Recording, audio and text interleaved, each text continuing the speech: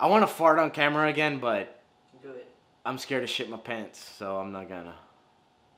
Yeah, you're already at that age where you can't trust your farts, right? You really can't. I've been at that age.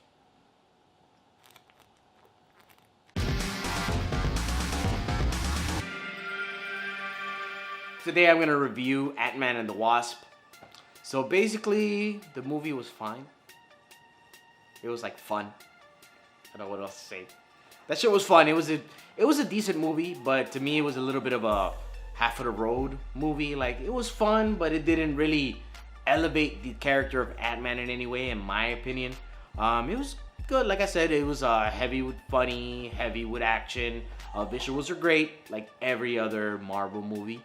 But beyond that, not much to write home about, to be honest. It was light is the right word I would use for that. It was very light. It was palate cleansing, kind of. I've heard a lot of people say palate cleansing after Infinity War ended on such a down note. This was like a more upbeat, happy movie, which I like. But like I said, I didn't think it elevated the character of Ant-Man per se.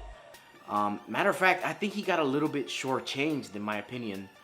They didn't tell necessarily the best story about him.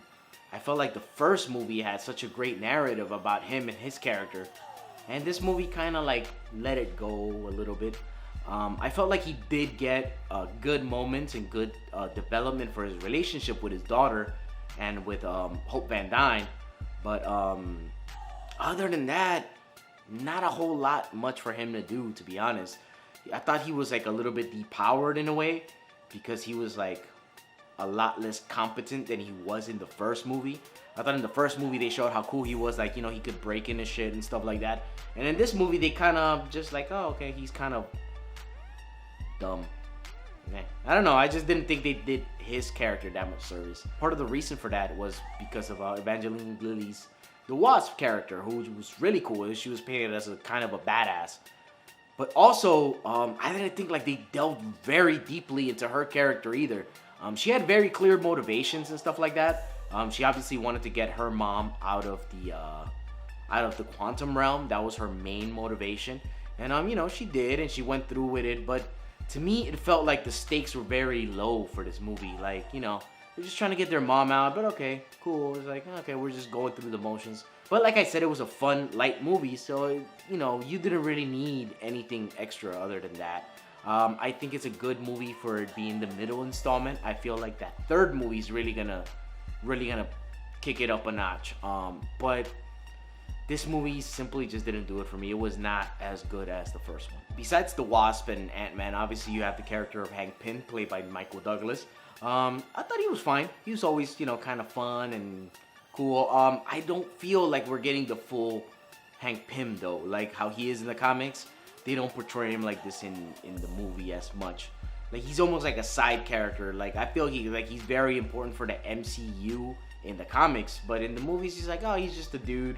I did like his performance per se, and I like what he adds to the MCU as a whole, which is the flashbacks. Every time you see Hank Pym, you see the flashbacks to when he was Ant-Man, and you saw Michelle Pfeiffer as the Wasp, the original Wasp. You know, that stuff is cool, and every time you have a flashback, to me, it adds a little bit more to the MCU universe, and all those stuff is cool. In the third one, I just hope we get a lot more of that. Like I said, the visuals were really cool in the quantum realm and stuff like that. In general, I could have done with like more scenes of them shrinking and doing things as smaller, you know, versions of themselves, just like around. That scene when he shrunk to like half pint size when he was a kid, that was funny, but again, the movie just can't rely just on comedy all the time. It needs a stronger narrative, and that's overall what this movie lacked. So moving on to the villains, the character Ghost, played by Hannah John Kamen. I thought the character of Ghost was very interesting, but I felt like they could have gone deeper with that character. I felt like that character also got a little bit shortchanged. I would have liked to see more of that character, because she had very real motivations. She didn't want to die. Like, that's very real. Like, how many of us would have powers and then we know we're about to die and we know it hurts us and just try to find a cure for ourselves? That's perfectly understandable. It's even arguable that she would be a villain. Lawrence Fishburne, was the other character that was helping her out as well. He played the Goliath character. I forget what his human name is, but he's the Goliath character, bro. Let's just call him that. I thought he was cool. He did a serviceable job.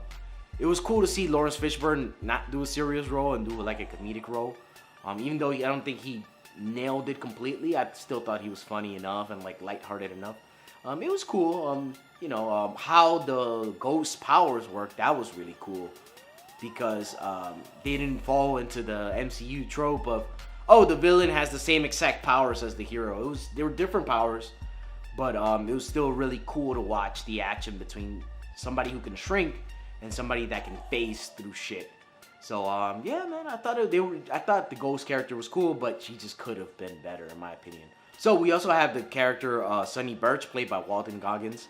I thought that he did a really good job for what was mostly a shit character, to be honest. He was a villain, and in the beginning he had a little bit of gravitas and stuff like that, but the character was kind of really weak actually. And to be honest, the movie could have done without him. It would have been fine, but it was kind of fun. He did have some fun moments, and like I said, at this point, all my shit is just nitpicking. I'm just nitpicking at this movie because it was just such a middle of the road movie for me. It wasn't great, and it didn't suck either. It was okay, and it was entertaining. I was entertained the whole time I was in the seat at the movies, and I was like, I laughed, but more than that,